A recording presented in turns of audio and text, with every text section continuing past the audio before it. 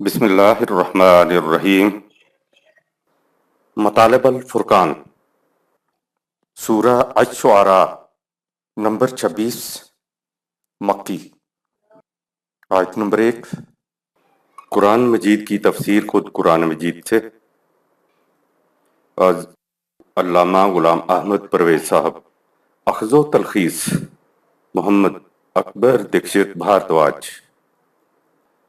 نظر ثانی doctor Inam ul-Haq, M Phil P H D Islamic studies. بسم اللہ الرحمن الرحیم۔ اے اللہ، میری تمام تر کوششوں کا مقصد ربوبیت عامہ کے لیے تیری صفات کو بانداز رحمانیت و رحیمیت معاشرہ کے اندر ظہور میں لانا ہے۔ آیت نمبر 1۔ طاسیم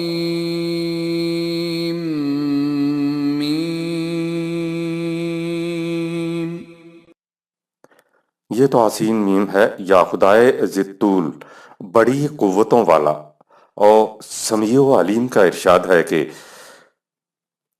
حروف مقطعات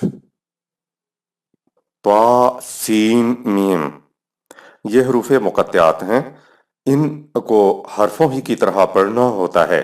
مثلاً طوے سین میم، یہ تسم نہیں پڑھا جائے گا۔ عربوں کا یہ عام اسلوب تھا کہ تقریر سے پہلے یا اشعار کہنے سے پہلے چند حروف مقطعات بولتے تھے، جن کا مفہوم عام فہم ہوتا تھا یا ان کا مفہوم تقریر یا اشعار سن کر سمجھ آ جاتا تھا۔ یہی وجہ ہے کہ حروف مقطعات کے بارے میں کسی صحابی نے کبھی دریافت نہیں کیا کہ یہ کیا ہے۔ حروف مقطعات دراصل چند لفظوں کے مخففات ایبریویشنز ہوتے ہیں۔ مثلاً انگریزی میں وقت کے لیے تخففات اے ایم اور پی ایم بولتے ہیں، اسی طرح پوسٹ سکرپٹ کو پی ایس لکھا جاتا ہے۔ اس قسم کے حروف مقطعات عبرانی زبان میں بھی تھے اور عربوں کے ہاں بھی یہ چیز تھی۔ ان کی شاعری کے اندر عام طور پر حروف مقطعات ملتے ہیں، کیونکہ قرآن کریم ام القرآن اور اس کے ارد گرد کے علاقے کے انداز و اسلوب بیان کے مطابق نازل ہوا ہے، اس لیے وہاں کے انداز کے مطابق مکی صورتوں میں مخففات بھی استعمال ہوئے ہیں۔ صرف 2 صورتوں میں سورۃ البقرہ اور آل عمران مدنی ہیں، جن کے شروع میں حروف مقطعات آئے ہیں، یعنی قطع کیے ہوئے حروف۔ چونکہ حروف مقطعات کا اسلوب ام القرآ اور ارد گرد کا تھا، اس لیے مدینہ میں خدا نے یہ اسلوب بیان نہ اپنایا۔ خیال اس طرف جاتا ہے کہ سورۃ البقرہ اور سورہ آل عمران کی ابتدائی آیات یا تو ہجرت سے بالکل پہلے نازل ہوئیں یا ہجرت کے فوراً بعد۔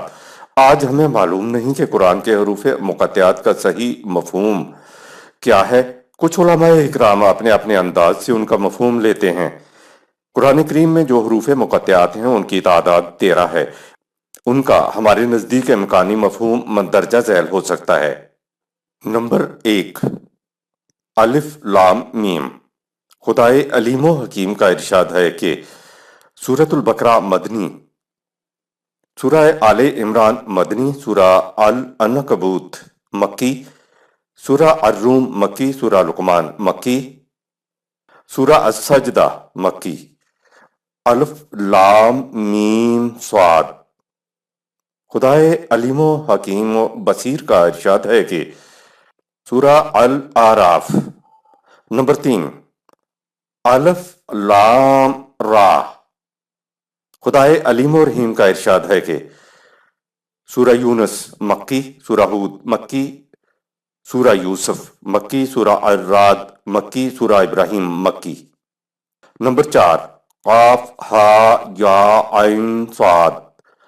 اللہ الکریم الہادی الحی العلیم البصیر کا ارشاد ہے کہ سورہ مریم مکی۔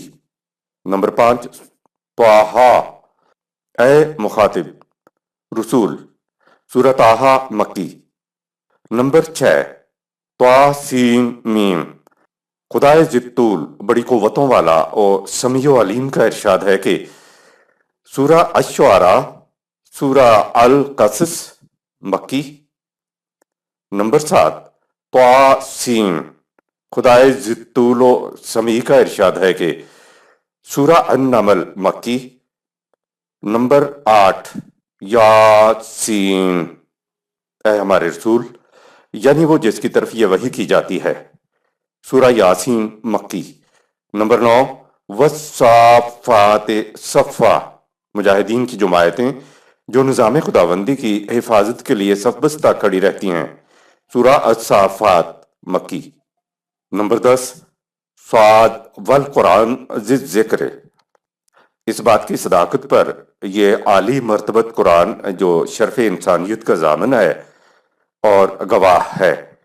سورہ صاد مکی، نمبر 11 حامیم، خدائے حکیم و علیم کا ارشاد ہے کہ سورہ المومن مکی، سورہ حامیم سجدہ مکی، سورہ الشورى مکی، سورہ الزخرف مکی، سورہ الدخان مکی، سورہ الجاثیہ مکی، سورہ الاحقاف مکی۔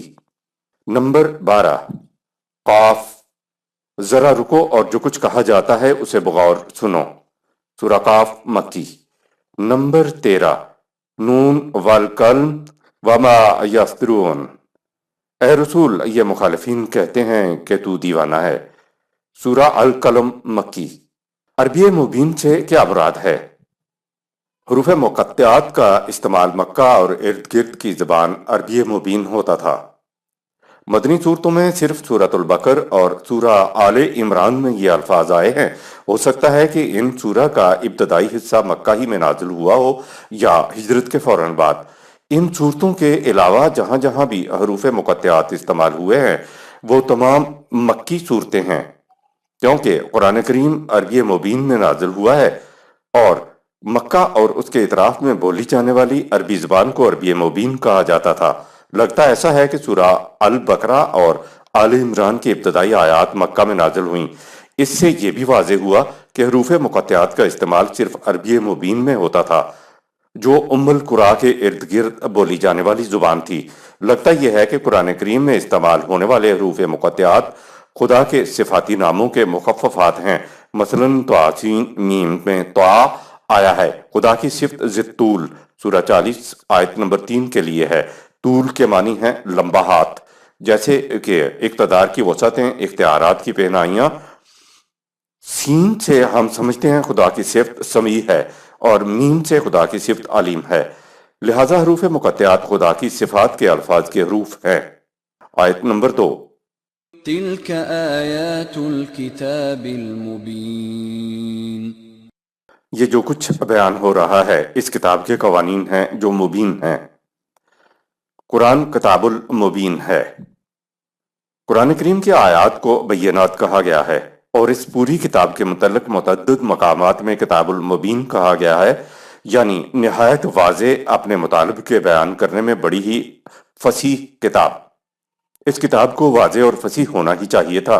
اس کتاب نے قیامت تک کے لیے تمام نوع انسانی کے لیے ضابطہ حیات بننا ہے۔ یہ اگر واضح اور فصیح نہ ہو تو اس کا مقصد ہی فوت ہو جاتا ہے۔ اس کتاب کے متعلق اکثر مسلمانوں کے اندر یہ عقیدہ پایا جاتا ہے کہ معاذ اللہ یہ کتاب مبہم ہے، اس کی وضاحت کے لیے خارج از قرآن احادیث، فقہ اور تفاسیر کی ضرورت ہے۔ یہ عقیدہ بھی ہے کہ اس کتاب کو سمجھانے کے لیے معاذ اللہ ہر صدی کے بعد معمور من اللہ آیا کریں گے۔ اگر کسی مصنف کی کتاب کے متعلق یہ کہا جائے کہ یہ بڑی مبہم ہے، بڑی مجمل ہے، سمجھ میں نہیں آتی تو اسے کون پڑھے گا؟ اگر کتاب کا مصنف جہاں کتاب جائے ساتھ ساتھ اپنا ایک شاگرد بھیجا کرے کہ جاؤ کتاب کو سمجھا آؤ تو بھلا اس کو کتاب کیوں کر مبین کہا جائے گا؟ اگر قرآن کو قرآن کے بتائے ہوئے طریقے کے مطابق سمجھا جائے تو اس کے اندر کوئی ایسی چیز نہیں جو غیر واضح رہ جائے۔ مسلمان نہیں سوچتے کہ قرآن کو کتاب المبین کہا گیا ہے، یعنی یہ غیر واضح نہیں ہے، مجمل نہیں ہے، مبہم نہیں ہے۔ آیت نمبر 3 لعلك باخع نفسك ألا يكونوا مؤمنين، اے رسول یوں نظر آتا ہے کہ تو اپنی جان ہی گھلا دے گا اس فکر میں کہ یہ لوگ ایمان کیوں نہیں لاتے۔ سیرت نبی اکرم صلی اللہ علیہ وسلم کے متعلق غلط بیانی۔ عام طور پر سیرت نبوی صلی اللہ علیہ وسلم کے متعلق یہ چیز مشہور ہے کہ حضور صلی اللہ علیہ وسلم کی 13 سالہ مکی زندگی صوفیاء کی طرح ایک وائز کی، مبلغ کی، استاد کی تھی۔ صوفیاء کی زندگی میں کسی قسم کی کوئی قوت، کوئی طاقت نہیں ہوتی۔ یہ بھی کہا جاتا ہے کہ اس زندگی میں آپ کے ذہن میں کسی قسم کی مملکت قائم کرنے کا تصور تک نہ تھا۔ مدینہ ہجرت کے بعد آپ صلی اللہ علیہ وسلم کو محسوس ہوا کہ حالات یہاں سازگار ہیں، تو آپ صلی اللہ علیہ وسلم نے مملکت قائم کر لی۔ قیام مملکت کی مخالفت ہوئی اور پھر ساری زندگی جنگوں اور لڑائیوں میں گزر گئی۔ تصور یہ دیا جاتا ہے کہ مکی زندگی درویشانہ، صوفیانہ تھی۔ یہ نبی اکرم صلی اللہ علیہ وسلم کی سیرت نہیں ہے۔ ایسا سمجھنے والے کاش کلمہ کے مفہوم ہی کو دیکھ لیتے، جس کے اندر مملکت، اقتدار اور قوت پوشیدہ ہے۔ کلمہ کے پہلے حصے میں لا الہ کا مفہوم ہے، کسی کا قانون اطاعت کے لیے سپریم نہیں ہے۔ There is no one's law sovereign to obey۔ کلمہ کا اگلا حصہ ہے الا اللہ، صرف خدا کا قانون ایسا ہے جس کی اطاعت کی جانی چاہیے۔ There is only sovereign law of Allah to obey۔ جب یہ بات کر کے معاشرے کے قوانین کو رد کرنے کی بات کی جائے گی تو مخالفت تو ہوگی۔ یہ بات غلط ہے کہ مکی دور میں مخالفت نہیں ہوئی تھی اور مدنی دور میں مخالفت ہوئی، بلکہ صحیح بات یہ ہے کہ نبوت کے آغاز ہی سے مخالفت شروع ہو گئی تھی۔ البتہ اس دور میں خدا نے مدافعت سے روکا ہوا تھا۔ سیرت کے باب میں صحیح صورتحال۔ یہ بات صحیح ہے کہ مدنی دور میں لڑائیاں لڑنی پڑی، لیکن کہیں حملہ کرنے یا فوج کشی کرنے میں پہل نہیں کی گئی۔ آپ صلی اللہ علیہ وسلم تو ساتھیوں کو لے کر مکہ سے 300 میل دور مدینہ تشریف لے جا چکے تھے۔ یہ قریش ہی تھے جنہوں نے خدا کے قانون کی حکومت کہیں نہ بننے دینے کی ٹھانی ہوئی تھی۔ یہی وجہ تھی کہ وہ خدا کے قانون کی حکومت کو مٹا دینے کے لیے مدینہ پر چڑھ دوڑے۔ لڑائیوں اور جنگوں کی اصل وجہ خدا کے قانون کی حکومت تھی، نہ کہ نماز، روزہ وغیرہ۔ جب قریش نے حج سے بھی روک دیا اور حدیبیہ کے مقام سے واپس ہونا پڑا، تو پھر تیاری کر کے مکہ پر فوج کشی کر کے مکہ کو فتح کر لیا گیا۔ لیکن اس فوج کشی میں بھی کوئی جنگ نہ ہوئی تھی۔ زیر غور آیت میں نبی اکرم صلی اللہ علیہ وسلم کے قلب مشفق و غم گسار کا نقشہ یہ کہہ کر پیش کیا گیا ہے کہ اے رسول، یوں نظر آتا ہے کہ تو اپنی جان ہی گھلا دے گا، اس فکر میں کہ یہ لوگ ایمان کیوں نہیں لاتے۔ قلب غم گسار رکھنے والا خدا کا رسول کیا تلوار کے زور پہ اسلام کو پھیلائے گا؟ جبکہ اس کی حالت تو یہ ہے کہ خدا کو بھی کہنا پڑا کہ لیسا علیک ہداہم، سورہ 2 آیت 272۔ تیرا کام صرف پیغام پہنچا دینا ہے، لوگوں کو زبردستی اسلام قبول کروانا تیری ذمہ داری نہیں ہے۔ ہداہم کے معنی ہے صحیح راستے پر چلانا۔ کہا کہ تیرا فریضہ تو بس بات کو واضح انداز میں پہنچا دینا ہے، سورہ 24 آیت 54۔ لہٰذا تو اس غم میں اپنی جان نہ گھلا کہ یہ اسلام قبول نہیں کرتے۔ کیا ایسا مشفق اور غم گسار رسول تلوار کے زور پر لوگوں کو مومن بنائے گا؟ وہ تو خود ہی اپنی جان گھلائے جا رہا ہے کہ یہ لوگ ایمان کیوں نہیں لاتے۔ دوسروں کے غم میں جان گھلانے والا تلوار کے زور پر مسلمان نہیں بنایا کرتا۔ اس آیت میں تو یہی کہا ہے کہ تو ان کی خاطر اپنی جان نہ گھلا۔ دوسرے مقام پہ ہے اے رسول صلی اللہ علیہ وسلم، اگر یہ لوگ ایسی واضح حقیقت پر ایمان نہ لائے تو لگتا ہے کہ تو ان پر آنے والی تباہی کے غم میں اپنی جان گھلا لے گا، سورہ 18 آیت نمبر 6۔ اس آیت میں اسفن یعنی افسوس کا اضافہ ہے کہ تم تو ان کی تباہی کے افسوس میں اپنی جان گھلا رہے ہو۔ یہ تھی نبی اکرم صلی اللہ علیہ وسلم کی کیفیت کہ تعصف کی بنا پر اپنی جان گھلا رہے تھے۔ آیت نمبر 4۔ إن نشأ ننزل عليهم من السماء آية فظلت أعناقهم لها خاضعين۔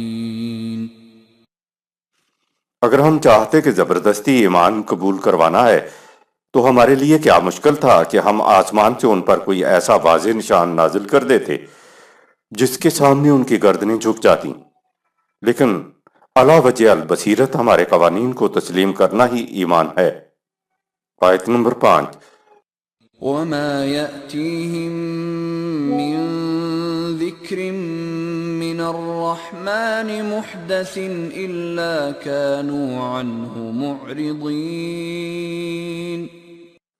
جب بھی خدائے رحمان کی طرف سے ان اہل کتاب کے پاس اس رسول کے ذریعے کوئی ایسا حکم آتا ہے جو ان کے مسلک میں پہلے سے موجود نہ ہو تو یہ اس سے منہ پھیر لیتے ہیں۔ سورہ 21 آیت نمبر 2۔ تواتر مذہب میں سند ہوتی ہے، دین میں نہیں۔ دنیا بھر کے مذاہب میں عقل و فکر انسانی حوالوں سے منسوخ ہو جاتے ہیں۔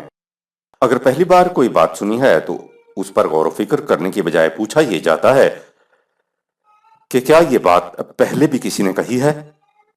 مذہبی لوگوں کے سامنے اگر قرآن کریم کی روح سے بھی بات کی جائے اور اگر وہ بات ایسی ہے جو پہلے سے نہ آ رہی ہو تو بغیر سوچے سمجھے انکار کر دیا جاتا ہے، محض اس لیے کہ وہ بات پہلے علماء اکرام میں سے کسی نے نہیں کہی۔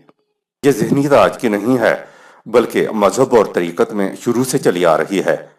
طریقت میں جائیے تو معجزہ و کرامت ہے، شریعت میں جائیے تو متواترہ کی سند ہے کہ کیا پہلے بھی کسی نے یہ بات کی ہے؟ اگر پہلے کسی نے نہیں کہی تو حدیث پیش کر دی جاتی ہے کہ کلو بدعتن جلالہ کلو جلالتن فی النار، ہر نئی چیز بدعت ہے، گمراہی ہے، اور ہر بدعت کا نتیجہ جہنم ہے۔ ہر جمعہ کے خطبہ میں آپ یہ الفاظ سنتے ہیں۔ قرآن کی روح سے بھی اگر کوئی ایسی بات کی جائے جو پہلے کسی نے نہ کی ہو تو مذہب میں اس کو بھی گمراہی کہا جاتا ہے۔ لاہور میں سن 1958 میں پنجاب یونیورسٹی نے ایک بہت بڑا سیمینار کرایا۔ مشرق و مغرب کے بڑے بڑے اسکالر اور علماء نے اس میں شرکت کی۔ کسی غلط فہمی کے تحت سیمینار کا دعوت نامہ علامہ پرویز کو بھی آ گیا۔ مغرب کے مستشرقین میں سے جناب اسپکی بھی سیمینار میں بیٹھے ہوئے تھے۔ دوسروں کے علاوہ علامہ پرویز نے بھی اپنا مختصر مقالہ سیمینار میں پیش کیا۔ میرے مقالہ کے جواب میں جناب اسپکی نے کہا کہ اس سے پہلے کسی اور نے ایسا نہیں کہا۔ علامہ پرویز نے فوراً کہا not my fault، کہ اگر کسی نے ایسا نہیں کہا تو اس میں میرا کوئی قصور نہیں ہے۔ سارے حال میں کہکہا بلند ہوا اور اسپکی نے علامہ صاحب کو گلے لگا لیا۔ آیت نمبر 6۔ فقد كذبوا فسيأتيهم أنباء ما كانوا به يستهزئون۔ اسی بنا پر انہوں نے تیرے پیغام کی تکذیب کر دی، لیکن جن باتوں کی یہ لوگ ہنسی اڑاتے ہیں تو اب خدا کی تنبیہات ان کے سامنے آ کر رہیں گی۔ تکذیب و تضحیک اور تمسخر اڑانے کی اصل وجہ۔ اب سوال یہ ہے کہ وہ دعاوی کیا تھے جن کی وہ تکذیب کرتے تھے اور مذاق اڑاتے تھے؟ وہ دعاوی مندرجہ ذیل ہیں۔ پہلا دعویٰ یہ تھا کہ تم جس نہج پر زندگی گزار رہے ہو، تمہاری یہ روش تمہیں تباہیوں کی طرف لے جا رہی ہے، تم ایک دن برباد ہو جاؤ گے۔ دوسرا دعویٰ یہ تھا کہ ایک دن تم دیکھ لو گے کہ یہ جماعت مومنین سب پر غالب آ کر اولون ہوگی، اس سے اوپر کوئی قوم نہیں ہوگی۔ پہلے دعوے کو جھٹلانے اور مذاق اڑانے کی وجہ۔ قریش کی کیفیت یہ تھی کہ نہ تو ان کے ہاں کسی قسم کی حکومت تھی اور نہ وہ کسی کے محکوم تھے۔ کعبہ کے متولی ہونے کی جہت سے مذہبی پیشوائیت ان کے ہاتھ میں تھی۔ ان کے ہاں منظم حکومت تو نہ تھی، لیکن کعبہ کے متولی ہونے کی جہت سے حاکمیت کی حیثیت بھی ان کے پاس تھی۔ عربوں میں ان کو بڑا ہی معزز اور متبرک مقام حاصل تھا۔ اس وجہ سے ان کے تجارتی قافلوں کو کوئی آنکھ اٹھا کر بھی نہ دیکھتا تھا۔ سردی گرمی ان کے تجارتی قافلے رواں دواں رہتے تھے، جس کی وجہ سے معاشی طور پر یہ عربوں میں سب پر فائق تھے۔ شراب کا نشہ تو کوئی چیز نہیں، وقتی ہوتا ہے، اتر جاتا ہے، لیکن اقتدار اور دولت کا نشہ تو اترتا ہی نہیں، جس کی وجہ سے کسی کی بات سمجھ میں ہی نہیں آتی۔ اس سے بھی بڑھ کر روحانیت کا نشہ ہوتا ہے۔ اس میں لوگ گالیاں کھانے کے باوجود پاؤں پڑتے ہیں، تھر تھراتے ہیں، گڑ گڑاتے ہیں، روتے ہیں کہ حضرت سائیں تباہ ہو جاؤں گا۔ یہ قریش اقتدار و دولت اور روحانیت کے نشوں سے سرشار تھے، تو رسول اللہ صلی اللہ علیہ وسلم کی یہ بات کہ تم ایک دن تباہ ہو جاؤ گے ان کی سمجھ میں کیسے آ سکتی تھی؟ اسی وجہ سے وہ تکذیب کرتے تھے اور آپ صلی اللہ علیہ وسلم کی باتوں کا مذاق اڑاتے تھے۔ دوسرے دعوے کو جھٹلانے اور مذاق اڑانے کی وجہ۔ جماعت مومنین کی کیفیت آج کے محاورے میں یہ تھی کہ کیا پدی اور کیا پدی کا شوربہ۔ اگر یہ دعویٰ مکہ میں کیا جا رہا تھا تو جماعت مومنین پر پوچھو نہیں کیا گزر رہی تھی، اور اگر یہ دعویٰ مدنی زندگی میں کیا جا رہا تھا تو بھی مومنین کی حالت یہ تھی کہ تمام افراد 300 کے قریب تھے، نہ گھر نہ بار، نہ گزینوں کی سی حالت، نہ پیسہ پاس، نہ کوئی جائیداد، نہ کوئی فوج، نہ کوئی اسلحہ، اور نہ یہ کعبہ کے متولی۔ ایسی کیفیت میں قریش سے کہا جا رہا ہے کہ یاد رکھو تمہارا یہ سارا ساز و سامان دھرا کا دھرا رہ جائے گا اور جماعت مومنین تم پر غالب آ جائے گی۔ اسی حیثیت کو دیکھتے ہوئے قریش کی سمجھ میں یہ بات نہیں آ رہی تھی کہ وہ کیسے تباہ و برباد ہو جائیں گے اور جماعت مومنین کیسے غالب آ جائے گی۔ قریش کے نقطۂ نظر سے واقعی بات تعجب کی تھی۔ رسول اللہ صلی اللہ علیہ وسلم کے تعاوی قریش کی سمجھ میں نہیں آ سکتے تھے۔ اسی بات کو سمجھانے کے لیے قرآن ایک ایسے محسوس انداز سے بات کو سمجھاتا ہے کہ اس زمانے کے بدو اور قریش کی سمجھ میں بات آ جائے اور آج کے فلاسفر کی سمجھ میں بھی بات آ جائے۔ اس کے لیے اگلی آیت دیکھیے، آیت نمبر 7۔ أَوَلَمْ يَرَوْا إِلَى الْأَرْضِ كَمْ أَنبَتْنَا فِيهَا مِن كُلِّ زَوْجٍ كَرِيمٍ۔ کیا انہوں نے غور نہیں کیا کہ ایک ہی زمین میں مختلف بیجوں سے کس طرح قسم قسم کی چیزیں اگتی ہیں؟ انسان کا عمل بھی بیج کی مانند ہے، لہذا اچھے عمل کا اچھا اور برے عمل کا برا نتیجہ دنیا و آخرت میں ضرور نکلتا ہے۔ انسان سازی کو کھیتی باڑی کی محسوس مثال سے سمجھایا گیا ہے۔ قریش کی نگاہ صرف جماعت مومنین کی کمزور پوزیشن پر تھی، جس کی وجہ سے وہ تکذیب کر رہے تھے، اور اقتدار و دولت و روحانیت کے نشے کی وجہ سے بات ان کی سمجھ میں نہیں آ رہی تھی۔ آج بھی جس نے کھیتی باڑی ہوتی نہیں دیکھی اس کی سمجھ میں بھی یہ بات نہیں آ سکتی کہ چھوٹے چھوٹے بیجوں سے ایک دن فصل کا لہلہاتا کھیت کیسے بن جائے گا، اور پھر فصل کے دانوں سے ایک دن کسان کا کوٹھا کیسے بھر جائے گا۔ ایسا شخص تو بیج کو مٹی میں ملانے کو ہی کسان کی بیوقوفی سمجھے گا۔ کسان کی حالت یہ ہوتی ہے کہ یہ روز درانتی ہاتھ میں لیے ہوئے صبح سے شام تک محنت کر کے سارا دن لہو پانی ایک کرتا ہے اور پھر شام کو خالی ہاتھ لوٹ آتا ہے۔ زراعت سے ناواقف شخص پہلے تو دانوں کو مٹی میں ملانے ہی کو بیوقوفی سمجھے گا، پھر اگر کسان دعویٰ کرے کہ دیکھنا ایک دن میرا گھر دانوں سے بھر جائے گا تو یہ بات زراعت سے ناواقف شخص کی سمجھ میں نہیں آئے گی۔ رسول اللہ صلی اللہ علیہ وسلم بھی ایک کسان کی طرح انسانوں کی آبیاری کر کے انسان سازی کر رہے تھے۔ انسان سازی قریش نے کبھی دیکھی نہیں تھی، اس لیے قریش حضور صلی اللہ علیہ وسلم کے دعوی کا مذاق اڑاتے تھے اور آپ صلی اللہ علیہ وسلم کو پاگل، مجنون، کاہن، شاعر کہتے تھے۔ مخالفین کسان کے رسول اللہ صلی اللہ علیہ وسلم کے کاروبار سے واقف نہ تھے، لیکن کسان تو اپنے کاروبار سے اچھی طرح واقف تھا، اس لیے رسول اللہ صلی اللہ علیہ وسلم کے دعاوی ان کی سمجھ میں نہیں آ رہے تھے۔ اس آیت میں سمجھانے کے لیے قرآن نے کھیتی باڑی کی محسوس مثال پیش کی ہے۔ ایمان کے بیج کو پھلنے پھولنے کے لیے سازگار ماحول مہیا کرنا تزکیہ کہلاتا ہے۔ بیج سے فصل بنانے کے لیے کسان کرتا یہ ہے کہ اس کے پھلنے پھولنے کے لیے قانون زراعت کے مطابق سازگار ماحول مہیا کرتا ہے۔ پھلنے پھولنے کی صلاحیت بیج کے اندر موجود ہوتی ہے۔ کاشتکار کو کامل یقین ہوتا ہے کہ بیج میں نشو و نما کی صلاحیت موجود ہے، اور یہ کہ اگر اس کو قانون زراعت کے مطابق ماحول مہیا کیا جائے تو ایک دن میرے گھر میں ایک ایک دانے کے بدلے میں 100 دانے آئیں گے۔ اسی یقین محکم ایمان کی وجہ سے نہ تو وہ ہمت ہارتا ہے اور نہ سردی و گرمی کی تکلیف میں محنت سے جی چراتا ہے۔ رسول اللہ صلی اللہ علیہ وسلم اور جماعت مومنین کو اپنے ایمان کے بیج کے پھلنے پھولنے کی صلاحیت پر کسان کی طرح پورا یقین تھا، لیکن مخالفین انسان سازی سے واقف نہ تھے۔ اسی بنا پر رسول اللہ صلی اللہ علیہ وسلم کے دعاوی ان کی سمجھ میں نہیں آ رہے تھے، کیونکہ وہ انسانی صلاحیتوں کی آبیاری سے ناواقف تھے۔ جو لوگ زراعت سے واقف نہیں وہ کسان کا مذاق اڑائیں گے اور اس کے دعوی پر یقین نہیں کریں گے۔ کسان جس طرح مذاق اڑانے والوں کے مذاق اور استہزاء کو برداشت کرتے ہوئے اپنے پروگرام پر عمل پیرا رہتا ہے، اسی طرح ننھی سی جماعت مومنین مخالفین کی طرف سے یہ سب کچھ برداشت کیے چلی گئی اور اپنی ذات کی صلاحیتوں کی نشو و نما کرتی رہی۔ آپ نے دیکھا کہ قرآن کس طرح کھیتی کی محسوس مثال سے سمجھا رہا ہے، جس کی تکذیب نہ تو اس زمانے میں ہو سکتی تھی اور نہ آج ہم کر سکتے ہیں۔ آج بھی کھیتی اسی طرح ہو رہی ہے۔ آیت نمبر 8۔ إن في ذلك لآية وما كان أكثرهم مؤمنين۔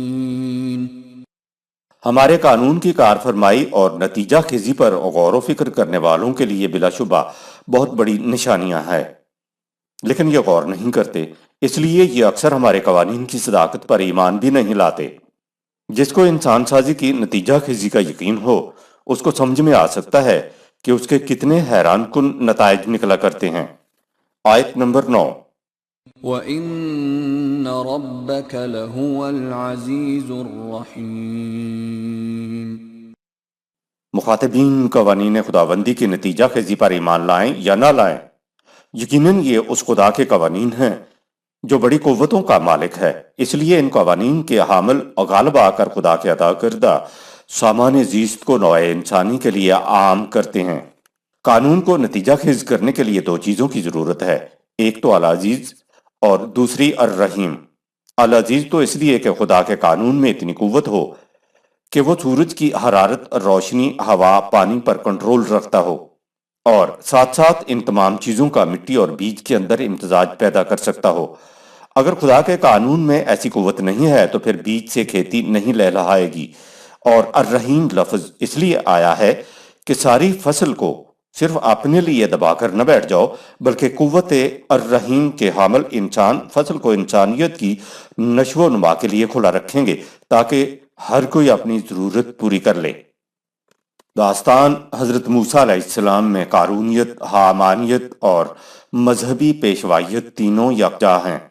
آگے سلسلہ کلام صاحب ضرب کلیم حضرت موسیٰ علیہ السلام اور فرعون کی آویزش سے متعلق آیات 10 تا 68 تک چلتا ہے۔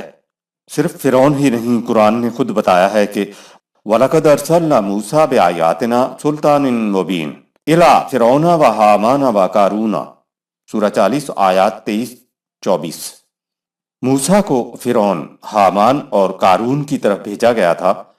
دراصل یہ تین افراد نہیں ہیں جن کی طرف موسیٰ علیہ السلام کو بھیجا گیا تھا، بلکہ یہ تین مختلف نظام ہیں، یعنی نمبر 1 نظام ملوکیت کا نمائندہ فرعون، نمبر 2 نظام مذہبیت کا نمائندہ حامان، اور نمبر 3 نظام معیشت کا نمائندہ قارون۔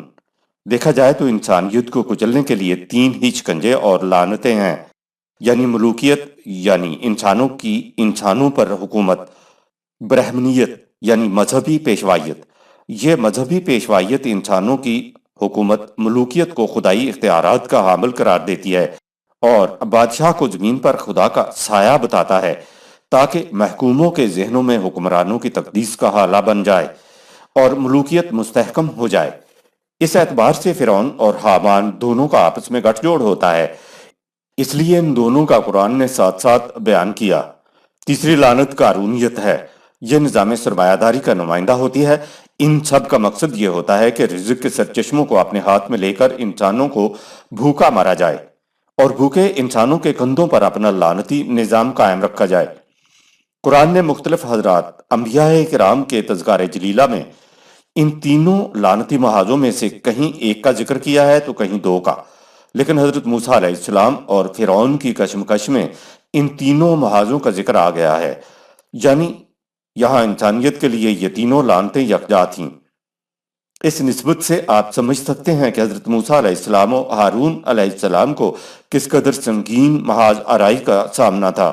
یہی وجہ ہے کہ قرآن کریم میں اس قدر تفصیل سے اس داستان کو بیان کیا گیا کہ کسی اور نبی کی داستان یا محاذ آرائی کو اتنی تفصیل سے بیان نہیں کیا گیا۔ یہ اسی دور کی بات نہیں ہے، جب تک نوع انسانی زندہ ہے یہ کشمکش جاری رہے گی۔ یہ تینوں پیکر دراصل ابلیس ہی کے پیکر ہیں جو رنگ بدل بدل کر آتے رہتے ہیں۔ پہلے ایک شخص یا ایک گروہ حکومت کرتا تھا اور آج 51% 49% پر حکمرانی کرتے ہیں۔ یہ بیس ہی تو بدلا ہوا ہے۔ قرآن کریم میں جہاں جہاں داستان موسیٰ اور فرعون کا ذکر ہے، ان سب کو جمع کر کے علامہ پرویز نے ایک مربوط کتاب برکتور لکھی ہے جو مطالعہ میں مفید رہے گی۔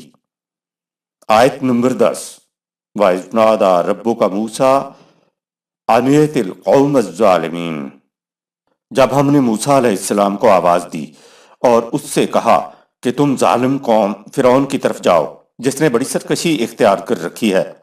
قرآن نے پہلے بیج اور کسان کی محسوس مثال سے بات کو سمجھایا، اب یہ اقوام کی تاریخی داستانوں کو ثبوت میں پیش کر رہا ہے کہ یقین میں بڑی قوت ہے، اور یہ کہ ایمان کے بیج کی صلاحیتوں کو نشو و نما دینے کے لیے خدا کی صفت العزیز اور الرحیم ہمیشہ ساتھ رہتی ہے۔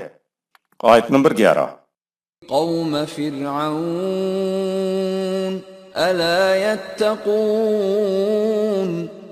قوم فرعون کی طرف جاؤ اور ان سے پوچھو کہ کیا وہ اپنی غلط روش کے تباہ کن نتائج سے بچنا چاہتے ہیں یا نہیں۔ آیت نمبر 12 قال رب إني أخاف أن يكذبون موسیٰ علیہ السلام نے عرض کیا، اے میرے رب، مجھے ڈر ہے کہ وہ میری بات نہیں مانیں گے بلکہ الٹا مجھے جھٹلائیں گے۔ آیت نمبر 13 ويضيق صدري ولا ينطلق لساني فأرسل إلى هارون ہو سکتا ہے مخالفت کی شدت سے میرا دم گھٹنے لگ جائے اور میں ان سے کھل کر بات بھی نہ کر سکوں، اس لیے تو ہارون کو بھی پیغام بھیج دے کہ وہ میرے ساتھ چلے۔ حضرت موسیٰ علیہ السلام قتل کے بعد مدین چلے گئے اور وہاں 12 سال رہنے کے بعد لوٹے۔ گاؤں میں رہنے کی وجہ سے ان میں فصاحت و بلاغت نہ رہی تھی، جبکہ ان کا بھائی ہارون علیہ السلام شہر ہی میں تھا اور وہ بڑا ہی فصیح و بلیغ تھا۔ قرآن نے خود موسیٰ علیہ السلام کی بات کا حوالہ دیا کہ ہوا اصفہ منی، سورہ 28 آیت نمبر 34، وہ مجھ سے زیادہ فصیح البیان ہے۔ حضرت موسیٰ علیہ السلام کی زبان نہ کوئلہ سے جلی اور نہ ان کی زبان میں لکنت تھی، البتہ ان میں فصاحت و بلاغت نہ تھی، اس لیے مدد کے لیے اپنے بھائی کے لیے استدعا کی۔ آیت نمبر 14 وَلَهُمْ عَلَيَّ ذَنبٌ فَأَخَافُ أَن يَقْتُلُونَ اس کے علاوہ وہ لوگ میرے خلاف قتل کا الزام بھی دھرتے ہیں، اس لیے مجھے خدشہ ہے کہ وہ مجھے قتل نہ کر دیں۔ سورہ 28 آیت نمبر 15۔ آیت نمبر 15 قَالَ كَلَّا فَاذْهَبَا بِآيَاتِنَا إِنَّا مَعَكُمْ مُسْتَمِعُونَ خدا نے کہا، ہرگز نہیں، ان کی کیا مجال کے قتل کر دیں، بس تم دونوں ہمارے قوانین کو لے کر ان کی طرف جاؤ، ہم تمہارے ساتھ ہیں، ہم ایک ایک بات کو سنتے دیکھتے رہیں گے۔ سورہ 20 آیت نمبر 46۔ آیت نمبر 16 فَآتِيَا فِرْعَوْنَ فَقُولَا إِنَّا رَسُولُ رَبِّ الْعَالَمِينَ، سو تم دونوں فرعون کے پاس جاؤ اور کہو کہ ہم تمہاری طرف خدائے رب العالمین کا پیغام لے کر آئے ہیں۔ قاصد کو کوئی ہاتھ نہیں ڈالتا، اس لیے کہا کہ میں رب العالمین کا بھیجا ہوا قاصد ہوں۔ ذرا یہ سوچ لینا، میں کتنی بڑی سلطنت کے حاکم کا قاصد ہوں۔ آیت نمبر 17 أن أرسل معنا بني إسرائيل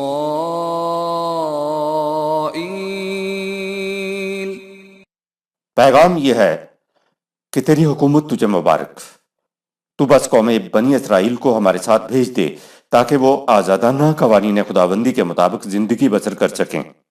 آیت نمبر 18 قال ألم نربك فينا وليدا ولبثت فينا من عمرك سنين پیغام سننے کے بعد فرعون نے کہا، اے موسیٰ علیہ السلام، کیا ہم نے بچپن سے اپنے ہاں تیری پرورش نہیں کی، اور کیا تم نے اپنی عمر کا ایک حصہ ہمارے ہاں بسر نہیں کیا؟ آیت نمبر 19 وفعلت فعلتك التي فعلت وأنت من الكافرين لیکن تم نے احسانات کا بدلہ یوں دیا کہ ہماری قوم کے ایک آدمی کو قتل کر ڈالا، تم کیسے ناشکر گزار آدمی ہو۔ حضرت موسیٰ علیہ السلام فرعون کے احسان جتانے کو گول کر گیا اور اپنا سلسلہ کلام جاری رکھا۔ آیت نمبر 20 قال فعلتها إذا وأنا من الضالين.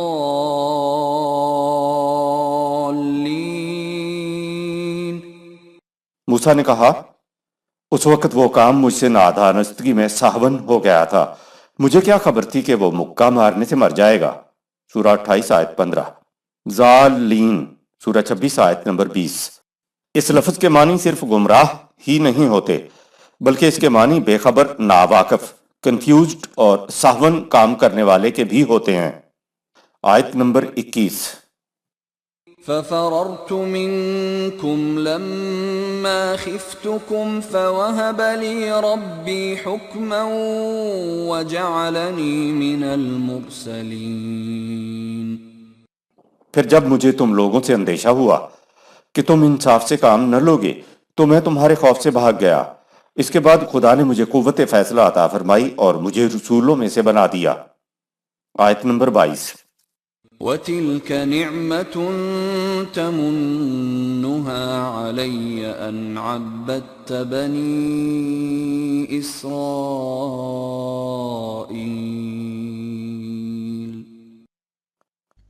رہا تیرا احسان جو تم مجھے جتا رہے ہو، تو کیا احسان کے بدلے میں تو پوری قوم بنی اسرائیل کو اپنی غلامی کے شکنجے میں جکڑ کر رکھنا چاہتا ہے؟ یہ کہاں کا انصاف ہے؟ عبادت کے معنی پرستش نہیں بلکہ قانون کی اطاعت کرنا ہے. انا عبدت تو بنی اسرائیل سورہ 26 آیت نمبر 22. بنی اسرائیل کو تم غلام بنائے رکھو. یہاں لفظ عبدت ہے جو عبادت ہی سے ہے. ہمارا موقف ہے کہ عبادت کے معنی پوجا پاٹ اور پرستش کے نہیں ہیں بلکہ اس کے معنی قانون کی محکومیت اور اطاعت کے ہیں. فرعون بنی اسرائیل سے اپنی پوجا پرستش نہیں کراتا تھا بلکہ وہ تو خود ایک دیوتا کی پرستش کرتا تھا. اس نے تو بنی اسرائیل کو غلام بنایا ہوا تھا. یہ قوم فرعون کی غلاموں میں محکوم تھی. لہذا عبادت کے معنی پرستش کے نہیں ہیں بلکہ کسی کے قانون یا حکم کی اطاعت کرنے کے ہیں. حضرت موسیٰ علیہ السلام نے اپنی ذات پر احسان سے انکار نہیں کیا لیکن کہا کہ احسان کی جو قیمت تم بنی اسرائیل کو غلام بنائے رکھنے کی مانگتے ہو وہ کہاں کا انصاف ہے؟ یہ داستانیں جو قرآن کریم پیش کر رہا ہے اس میں قیامت تک کے لیے صداقتیں ہیں، ہمارے لیے ہدایت ہے، رہنمائی ہے. زندگی کے اصول ہیں کہ تم پہ اگر کسی فرد کا احسان ہو تو پوری قوم کو اس شخص کے ہاتھوں بیچ نہیں دینا چاہیے. آج یہی ہو رہا ہے. ایک طاقتور ملک کمزور ملک کے لیڈروں پر احسان کرتا ہے اور مرہون کرم لیڈر پوری قوم کو طاقتور ملک کے ہاتھ بیچ دیتے ہیں. آج بھی فرعونی حربہ کارگر ہے بشرطے کہ سامنے موسیٰ نہ ہو. آیت نمبر 23. قال فرعون وما رب العالمین. کھسیانہ ہو کر بات کو بدلتے ہوئے فرعون نے پوچھا جس نے تجھے قاصد کے طور پر بھیجا ہے وہ رب العالمین کون ہے؟ آیت نمبر 24. قال رب السماوات والأرض وما بينهما إن كنتم موقنين. موسیٰ علیہ السلام نے کہا اگر تم یقین کرنے والے بنو تو خدائے رب العالمین وہ ہے جو کائنات کی بلندیوں اور پستیوں میں ہر شے کی نشو و نما کرتا ہے. آیت نمبر 25.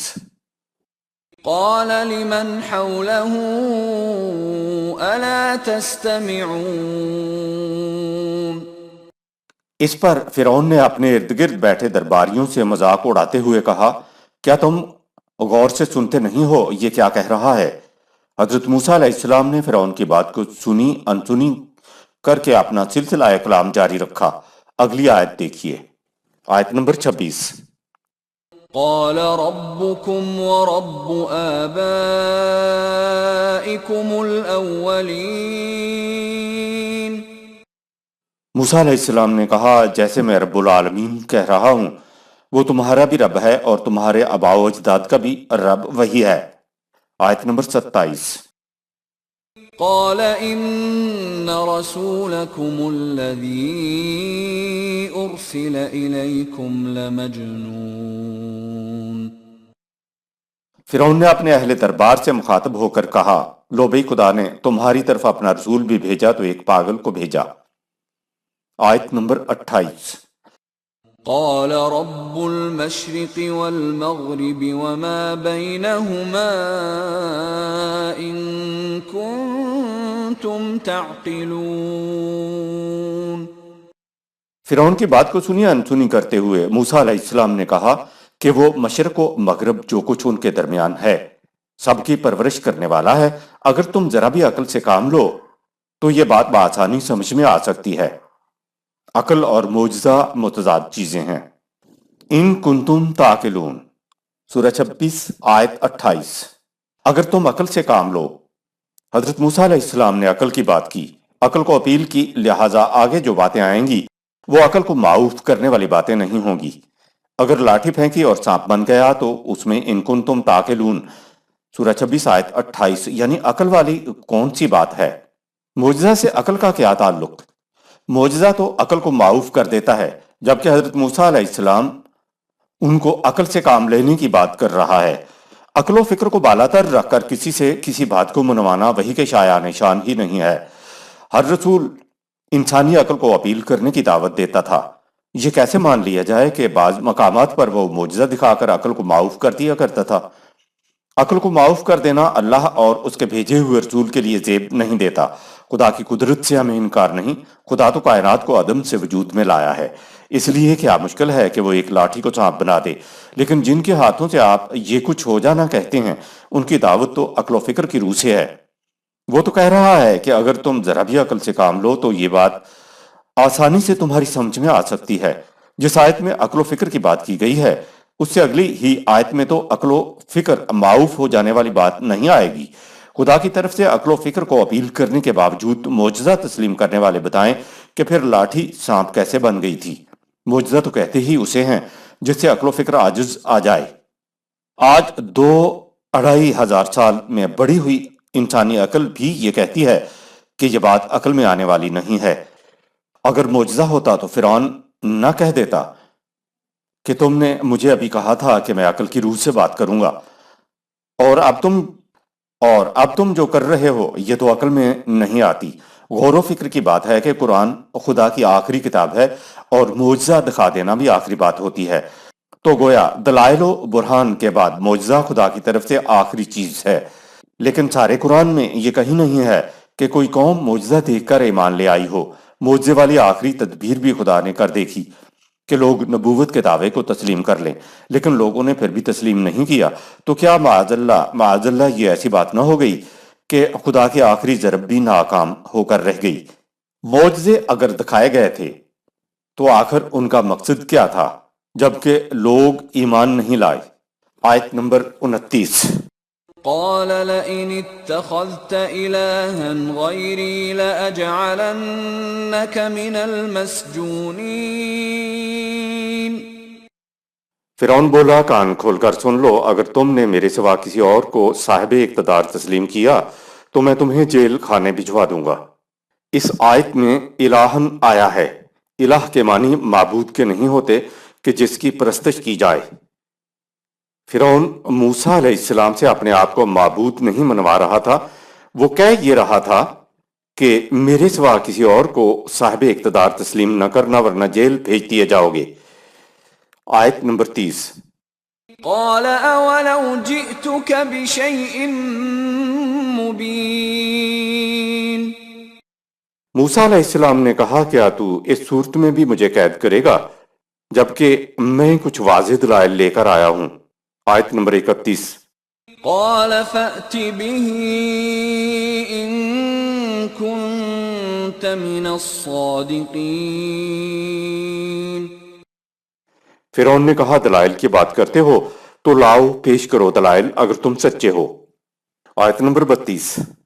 فألقى عصاه فإذا هي ثعبان مبين۔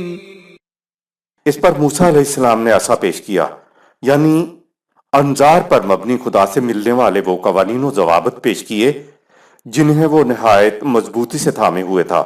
یہ قوانین و ضوابط گویا ایک اژدہا تھا جو باطل عقائد کو فوراً نگلنے لگا۔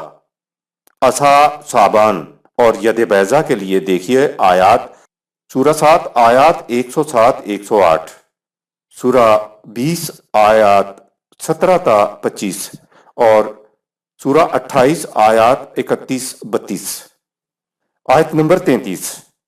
ونزع يده فإذا هي بيضاء للناظرين۔ اس کے بعد موسیٰ علیہ السلام بشارت دینے والے ان روشن چمکتے دلائل و براہن پر مبنی قوانین کو سامنے لایا جن کی اطاعت سے ان کا مستقبل روشن ہو جائے۔ ان دلائل کی ترخشندگی اور تابناکی دربار میں ہر صاحب عقل کو صاف نظر آ رہی تھی۔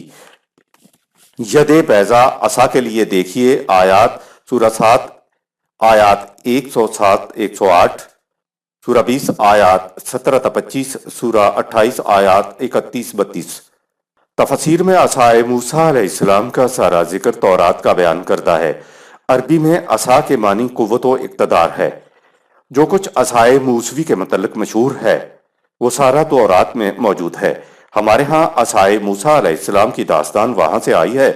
تورات کتاب پیدائش کے 49ویں باب کی 10ویں آیت میں لکھا ہوا ہے کہ یہودا سے ریاست کا عصا کبھی جدا نہیں ہوگا۔ ریاست کا عصا کے معنی ہے قوت، مملکت، ریاست، نظام ریاست، ضابطۂ ریاست۔ یہ الفاظ تورات میں کئی مقامات پر استعمال ہوئے ہیں۔ احادیث کے ذخیرے میں سے ہم صرف مسلم کی ایک حدیث کو سامنے لاتے ہیں۔ من اتاکم وامروکم جمیعا علی رجل واحد یرید ان یشککو عصاکم او یفرا جماعتکم فقتلوہ۔ اگر کوئی شخص تمہارے پاس ایسے حالات میں آئے جبکہ تمہارا نظام مملکت کسی ایک فرد واحد کے اوپر مجتمع ہو گیا ہو، امت نے ایک فرد کو مرکز مان لیا ہو، اس کے بعد وہ شخص آئے اور تمہارے عصا میں شگاف ڈالے، پھوٹ ڈالے یا تمہاری جماعت میں تفرقہ پیدا کرنا چاہے تو اس شخص کو قتل کر دو۔ دوسری روایت میں ہے کہ ایسا کرنے والا چاہے کوئی بھی کیوں نہ ہو اسے قتل کر دو۔ ہماری روایات میں یشک کا عصاکم موجود ہے، ایک جگہ نہیں متعدد مقامات میں عصا کا لفظ موجود ہے جس کے معنی نظام مملکت، سلطنت، ضابطہ، قوت، گرفت کے ہیں، سہارے کے ہیں۔ عربی مبین میں عربوں کی یہ بات بھی ہے کہ وہ تشبیہات، استعارات اور امثالات کے اندر گفتگو کیا کرتے تھے۔ قدم قدم پہ مثال، تشبیہ اور استعارے ہوتے تھے۔ قرآن کریم نے بھی وہی اسلوب اپنے ہاں اختیار کر رکھا ہے۔ مجازی معنی عام طور پہ ہوتے ہی تشبیہات اور استعارات میں ہیں، اس لیے ان کو مجازی کہا جاتا ہے۔ لکڑی کے ٹکڑے ہی کو ڈنڈا یا لاٹھی نہیں کہتے، اس کے مجازی معنی خود ہماری زبان میں بھی ہیں۔ دیکھیے 4 آسمانی کتابیں نازل ہوئیں اور 5واں ڈنڈا نازل ہوا۔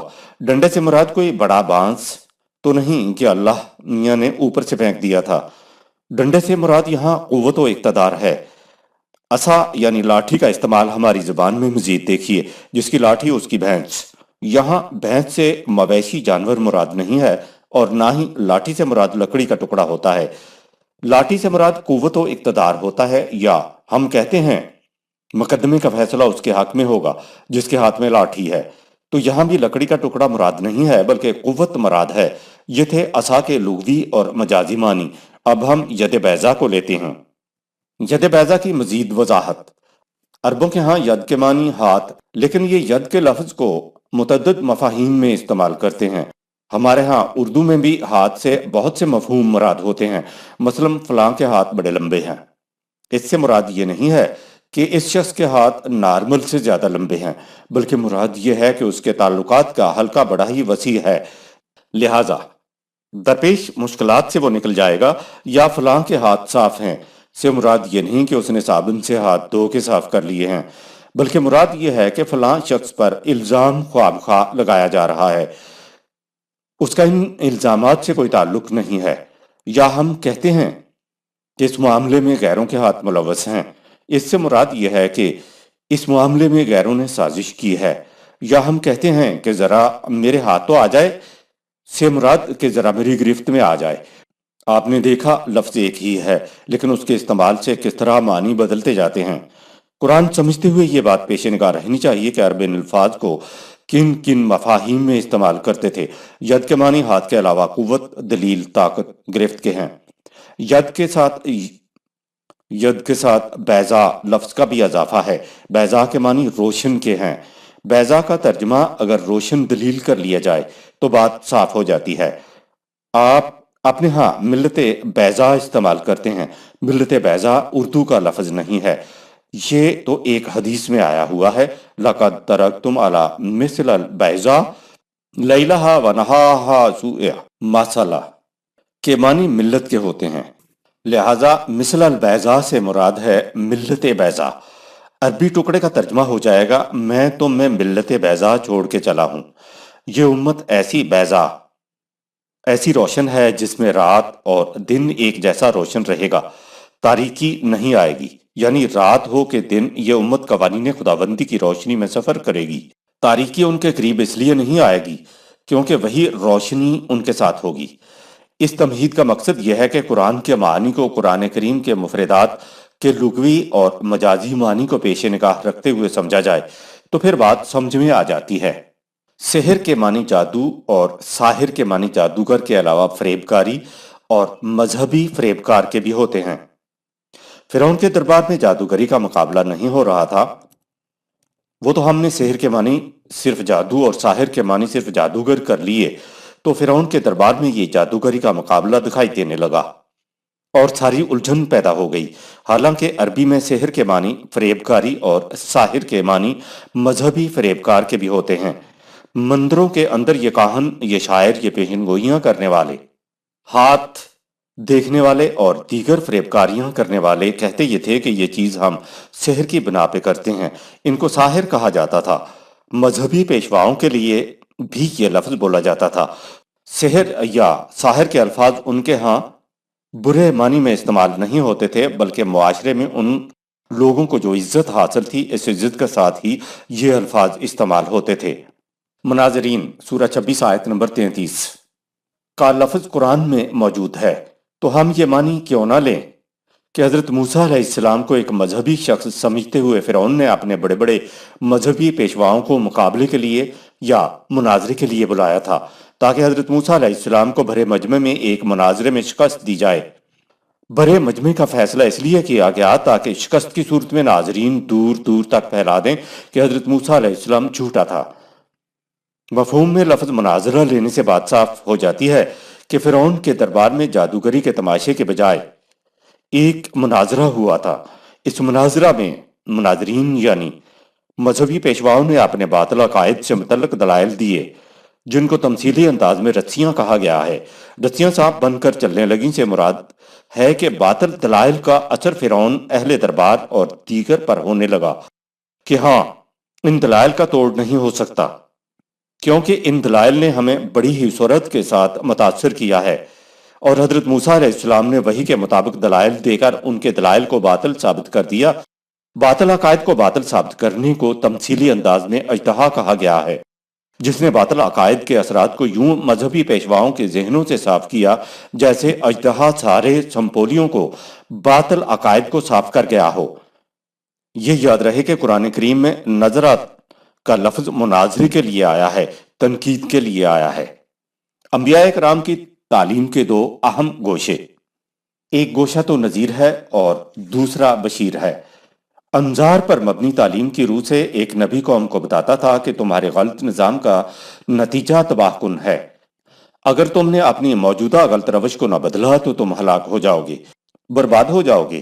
یہ تعلیم تنبیہ، وارننگ پر مبنی ہوتی تھی، دھمکی ہوتی تھی اور یہ ڈراؤنا ہوتا تھا، اس کو انذار کہا گیا ہے۔ دوسرا گوشہ بشارت کا ہوتا ہے۔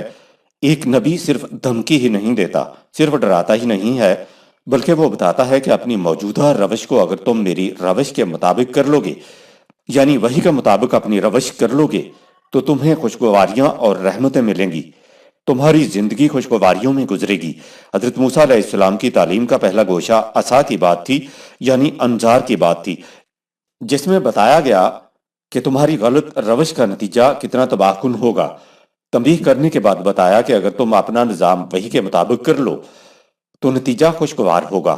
اس تعلیم کو جس سے زندگی خوشگوار بنتی ہے کو استعارے کے طور پر ید بیضا کہا گیا ہے۔ ید قوت ہے، اقتدار ہے۔ بتایا گیا کہ اگر میرے ہاتھ میں اقتدار آ گیا تو وہ فرعون کی طرح تاریکیاں نہیں پھیلائے گا، وہ سانپ کی طرح موذی نہیں ہوگا، میرا اقتدار بیضا ہوگا جو تاریکیوں میں نورانیت پھیلا دے گا۔ اے موسیٰ علیہ السلام، اپنی تعلیم کے یہ دونوں گوشے فرعون کو بتا دینا اور یہ بھی بتا دینا کہ میری تعلیم پر مبنی نظام بیضاء من غیر سوء سورہ 20 آیت نمبر 22 ہوگا، یعنی نظام وہ ہوگا جس میں کسی قسم کی خرابی نہیں ہوگی۔ یہ نظام حدیث کے مطابق لیلہا و نہارہا، یعنی میرے متشکل کردہ نظام خداوندی میں راتیں بھی دن کی مانند روشن ہوں گی۔ ایسے درخشندہ نظام میں تاریکی آتی ہی نہیں ہے۔ چونکہ یہ حدیث قرآن کریم کی تعلیم کے مطابق ہے، اس لیے ہم تسلیم کرتے ہیں کہ یہ یا اس کا مفہوم رسول اللہ صلی اللہ علیہ وسلم کا ہو سکتا ہے۔ حدیث کی پوری عبارت یوں ہے: لَقَدْ تَرَكْتُمْ عَلَىٰ مِثْلِ الْبَيْضَاءِ لَيْلَهَا وَنَهَارَهَا سَوَاءً، میں تم میں وہ ملت بیضا چھوڑ کے چلا ہوں جس کی راتیں اس کے دن کی مانند روشن ہوں گی۔ اگر معاشرہ اپنے نظام کو وحی کے مطابق متشکل کر لے تو اس کے نتیجے کو قرآن نے بیضاء من غیر سوء سورہ 20 آیت نمبر 22 کہا ہے کہ ایسے نظام میں دن اور رات میں فرق ہی نہیں ہوگا، یعنی دن اور راتیں بیضاء رہیں گے۔ فرعون کے دربار میں جادوگر کے تماشا نہیں تھا۔ اذهب الی فرعون سورہ 20 آیت نمبر 24۔ حضرت موسیٰ علیہ السلام کو انذار اور بشارت پر مبنی تعلیم دے کر کہا، جاؤ فرعون کی طرف۔ گزشتہ تشریح کے بعد اب نہ تو فرعون کے دربار میں جادوگروں کا دنگل دکھائی دے گا، نہ ہی سپولیے اور اژدہا نظر آئیں گے، اور نہ ہی کوئی چمکتا ہوا ہاتھ دکھائی دے گا۔ فَأَلْقَىٰ عَصَاهُ فَإِذَا هِيَ ثُعْبَانٌ مُّبِينٌ سورہ 26 آیت نمبر 32۔ اس پر موسیٰ علیہ السلام نے انظار پر مبنی قوانین و ضوابط پیش کیے جنہیں وہ نہایت مضبوطی سے تھامے ہوئے تھا۔ ان ضوابط و قوانین کا ڈر ایک اژدہا کی مانند تھا جو باطل عقائد کو نگلے جا رہا تھا۔ وَنَزَعَ يَدَهُ فَإِذَا هِيَ بَيْضَاءُ لِلنَّاظِرِينَ سورہ 26 آیت نمبر 33۔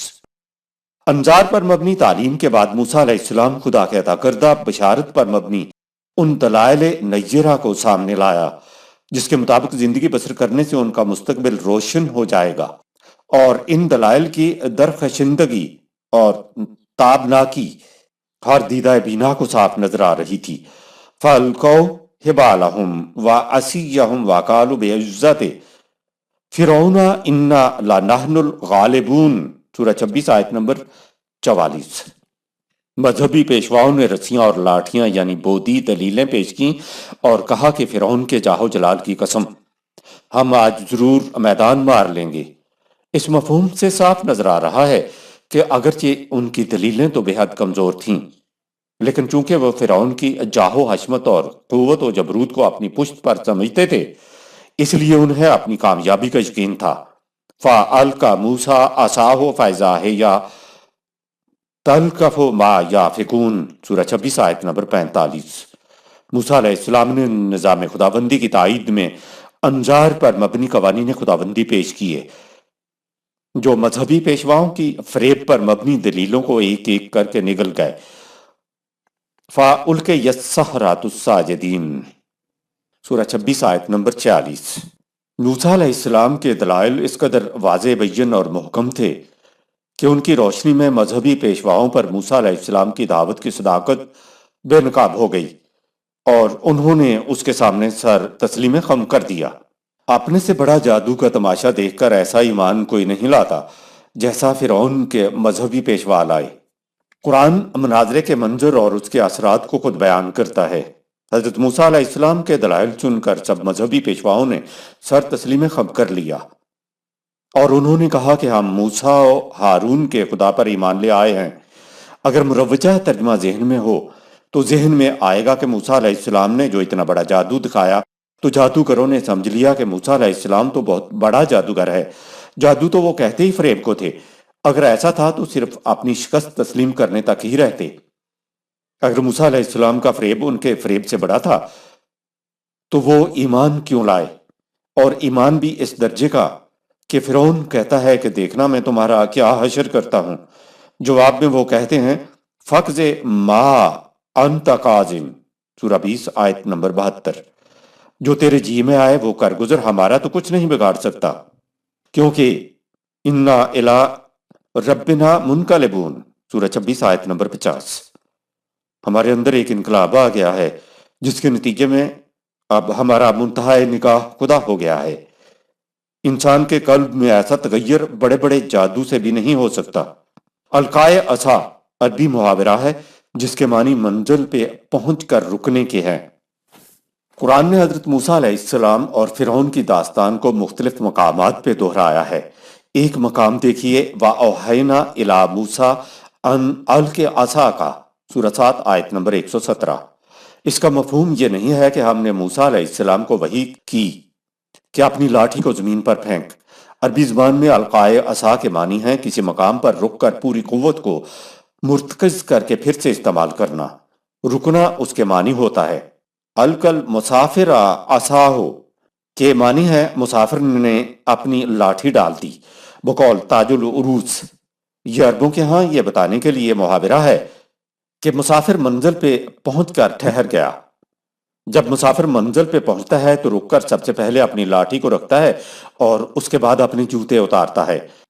سورہ 7 آیت نمبر 117 میں کہا یہ گیا ہے کہ اس قوت کو جو ہم نے تمہیں وحی کے ذریعے دی لے کر تھوڑے سے وقت کے لیے رک جاؤ، اس پر غور و فکر کر کے اپنی قوت میں ارتکاز پیدا کر لو، پھر دیکھنا یہ پروگرام کس طرح چلتا ہے۔ حبل سے مراد ساحرین کی اپنی مذہبی تعلیم تھی۔ قرآن کی آیات سورہ 20 آیت 66 اور 26 آیت 44 میں لفظ حبالہم آیا ہے جو حبل کی جمع ہے اور حبل کے معنی رسی کے ہیں۔ اگر ہر جگہ حبل کے معنی رسی لیا جائے تو وَاعْتَصِمُوا بِحَبْلِ اللَّهِ جَمِيعًا سورہ 3 آیت نمبر 103 کا ترجمہ کیا کیا جائے گا؟ اگر اس کا ترجمہ تو یہ ہے کہ اے جماعت مومنین تم سب مل کر اجتماعی طور پر حبل اللہ کو مضبوطی سے پکڑ لو۔ یہاں حبل سے مراد قوانین خداوندی ہیں جو قرآن کریم کے اندر محفوظ ہیں۔ سورہ 20 آیت 66 اور سورہ 26 آیات 44 میں حبالہم سے مراد ہے مذہبی پیشواؤں کی وضع کردہ خود ساختہ شریعت۔ ساحرین فرعون نے جو کچھ حضرت موسیٰ علیہ السلام کے سامنے پیش کیا وہ حبالہم تھا، یعنی ان کی شریعت تھی، نہ کہ رسیاں۔ حضرت موسیٰ علیہ السلام کی طرف سے جو کچھ پیش کیا گیا وہ حبل تھا، یعنی حبل اللہ تھا، خدا کا دیا ہوا ضابطہ تھا۔ تو حبل اللہ کے سامنے مذہبی حبل کہاں ٹھہر سکتے تھے؟ مذہبی پیشواؤں نے بھانپ لیا کہ ہمارے حبال تو اسلاف پرستی کی وجہ سے چلے آ رہے ہیں، جبکہ اصل دین تو موسیٰ علیہ السلام پیش کر رہا ہے۔ مذہبی پیشوا حبل اللہ کے سامنے جھکے تھے، کلمات اللہ کے سامنے جھکے تھے۔